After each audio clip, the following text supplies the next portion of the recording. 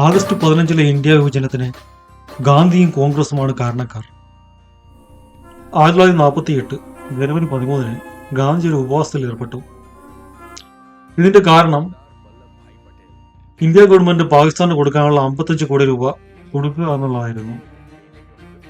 ഇതിനെതിരെ ഒരു പ്രതിഷേധം സംഘടിപ്പിക്കാനാണ് ഞാനും അപ്തയും ജനുവരി 14 ബോംബെയിലോട്ട് പോയത്. ഈ യാത്രയിൽ അവിചാരിതമായി ദിഗംബർ ബാഡ്ജിയെ കാണാനിടയായി. സവർക്കറിന്റെ നിർദ്ദേശപ്രകാരമാണ് ഞാനിത് ചെയ്തെന്നുള്ള വാദം ഞാൻ പൂർണ്ണമായും തള്ളുകയാണ്. അത് എന്റെ ബുദ്ധിക്കും ജഡ്ജ്മെന്റിനും എതിരാണ്. ഞാൻ മറ്റൊരാളുടെ കയ്യിൽ ഒരു കളിപ്പാവയൊന്നുമല്ല, അതിനുള്ള ബുദ്ധി എനിക്കുണ്ട്. ഞാൻ ഡൽഹിയിലെത്തി. ഡൽഹിയിലെ അഭയാർത്ഥി ക്യാമ്പുകൾ സന്ദർശിച്ചു.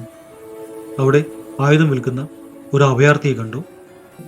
ആ അഭയാർത്ഥിയുടെ കയ്യിൽ നിന്നൊരു തോക്ക് ഞാൻ വാങ്ങി.